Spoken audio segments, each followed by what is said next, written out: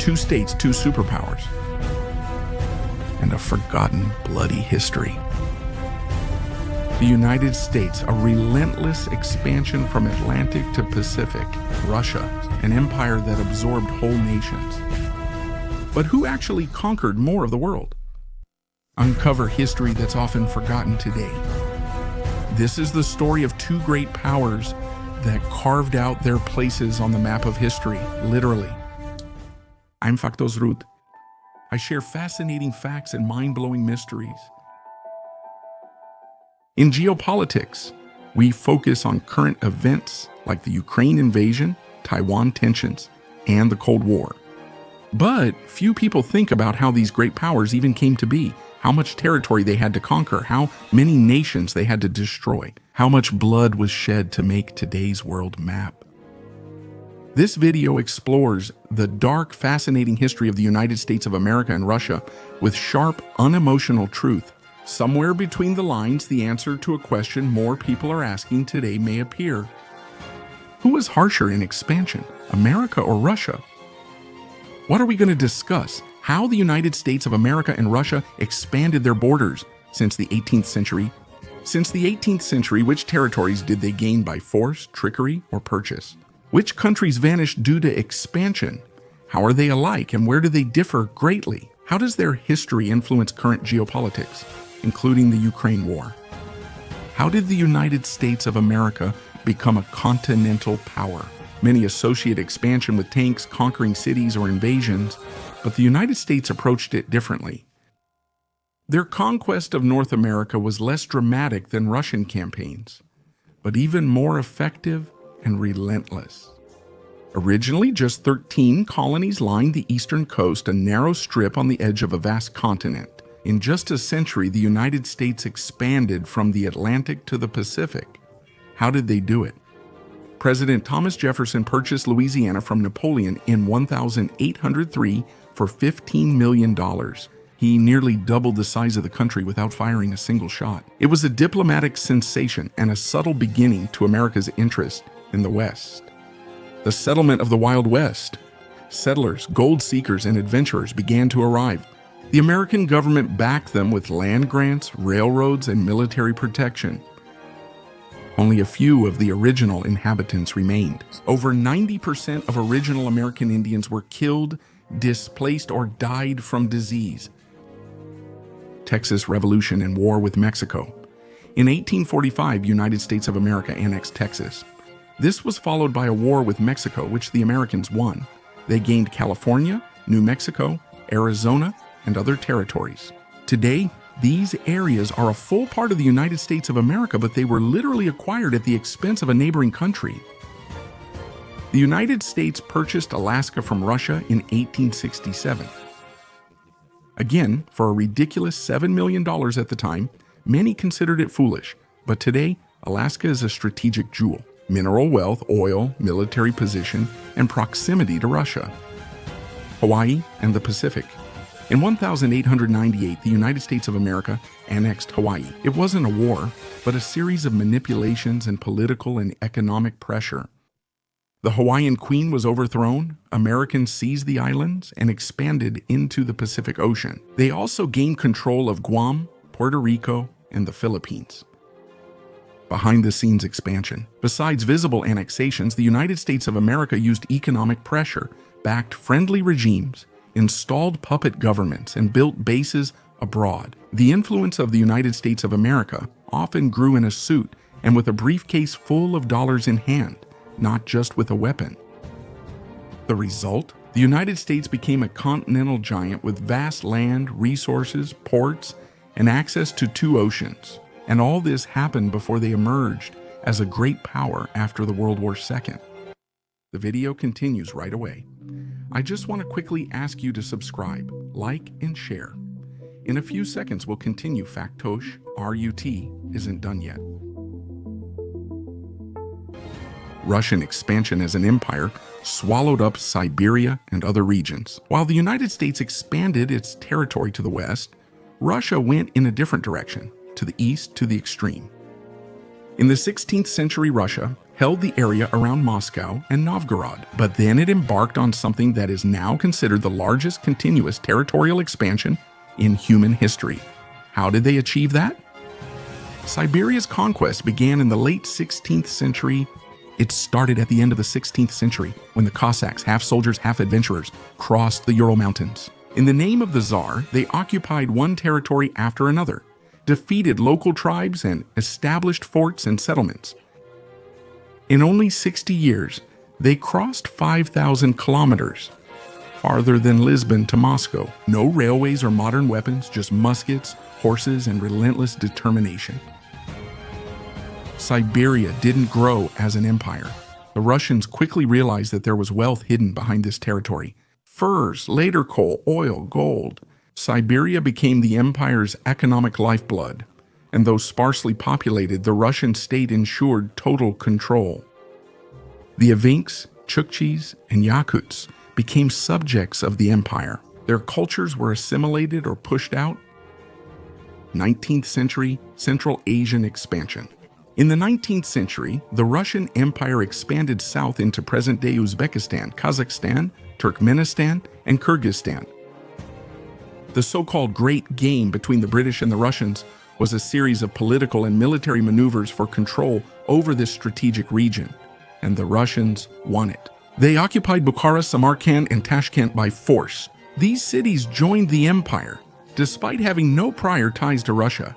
The Caucasus resisted.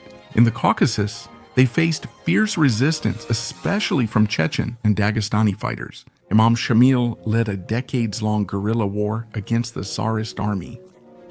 But Russia was relentless.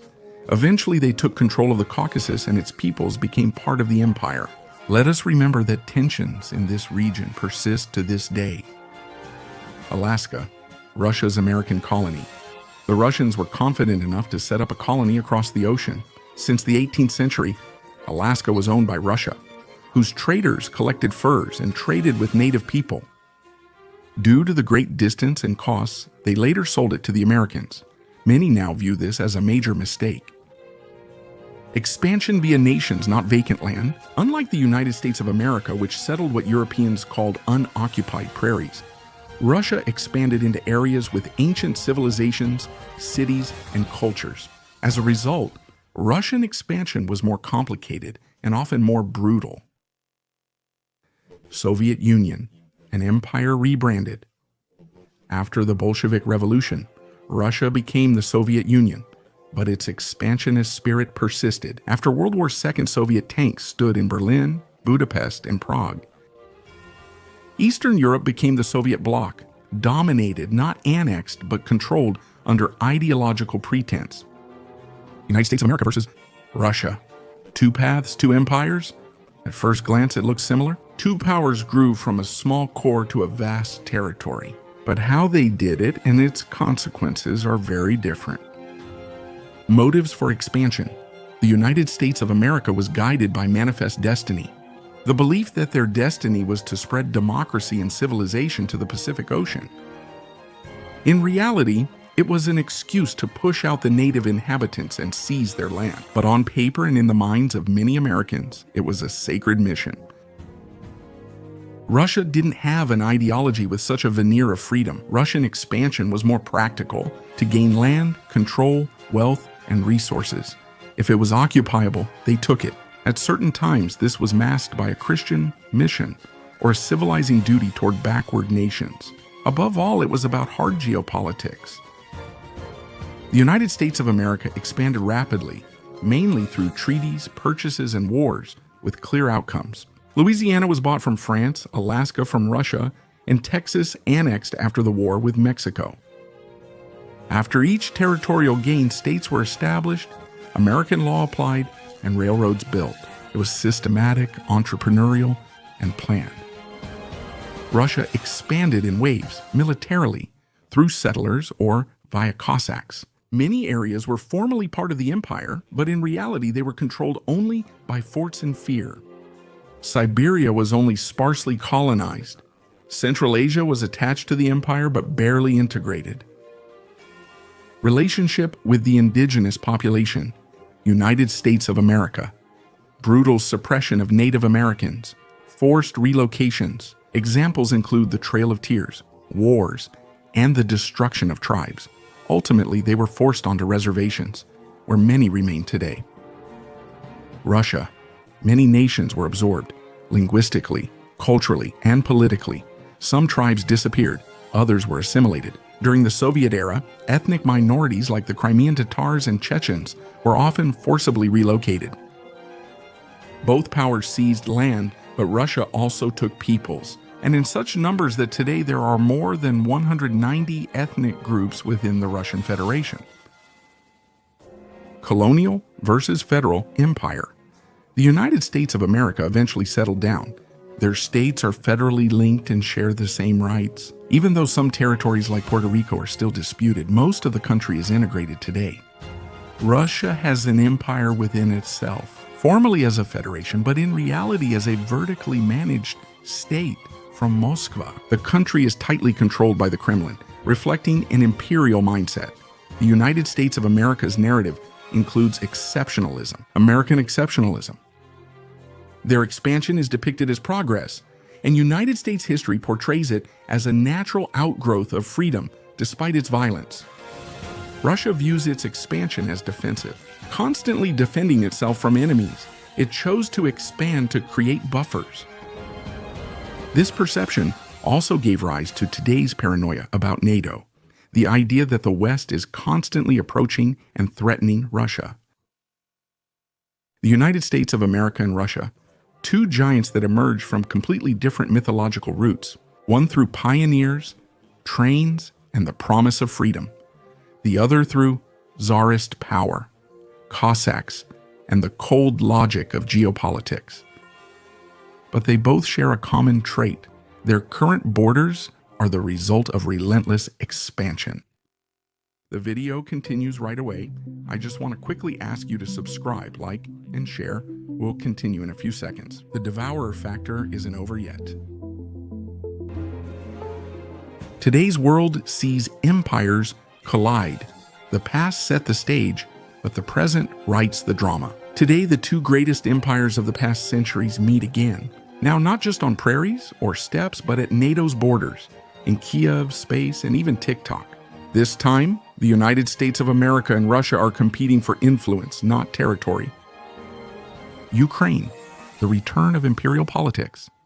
Putin's invasion of Ukraine in 2022 is not just a local conflict. It's a cry from the past. The Kremlin presents it as a defensive move against the expanding NATO. In reality, it's about restoring Soviet-era spheres of influence. Historically, it's a return to 18th century politics. And 19th century, seize territory and secure your prestige. On the other hand, the West, led by the United States, provides Ukraine with aid, weapons, technology, and intelligence. They don't want to enter the war directly, but they help the attacked country. Wars in the 21st century are fought through proxies, but with real consequences. A clash of ideologies. The United States of America today stands on the side of democracy, at least according to their declarations. They support the free world, although not always without contradictions. Their rhetoric is still based on exceptionalism and spreading freedom. Russia is increasingly portraying itself as an opponent of the West, as a defender of conservative values, the traditional family, religion, and national sovereignty. In practice, it's more authoritarian with little free speech. What started as a territorial dispute is becoming a civilizational struggle between an open and closed world. And although ideology served as a pretext in the past, today it is once again a fully fledged weapon. The world after Ukraine. The war in Ukraine has shown the world that military conflicts between great powers are not just a thing of the past, they are present. While there hasn't been a direct United States of America-Russia confrontation yet, the line is thin.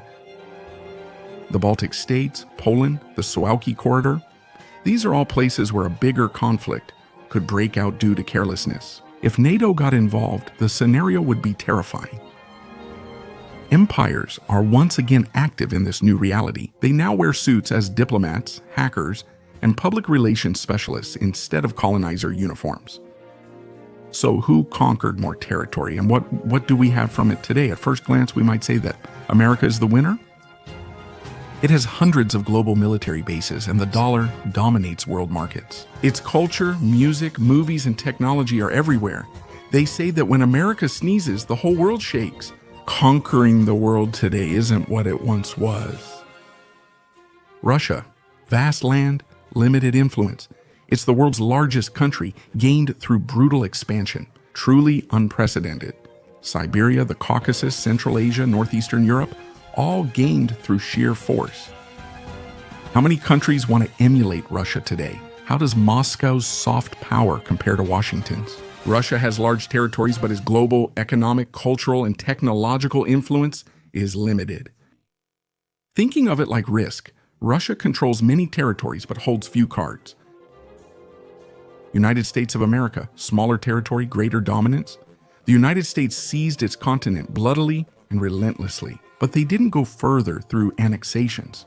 They went through alliances, bases, trade agreements, Silicon Valley, and Hollywood. Their empire is less visible but more effective.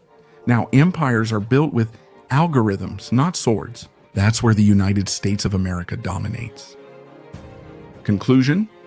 It depends on what we consider conquest.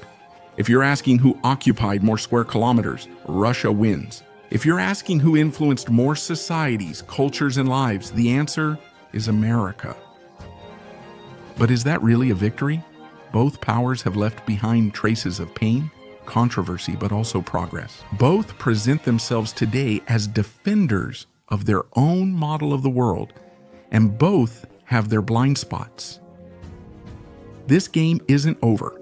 United States of America versus Russia was just the start. Now China is entering as a new superpower, and in the next chapter of world history, we may find that conquering the world will no longer be about armies, but about chips, data, and quantum computers. That's all for today, but mysteries never sleep. See you soon, and don't forget to subscribe so you don't miss out.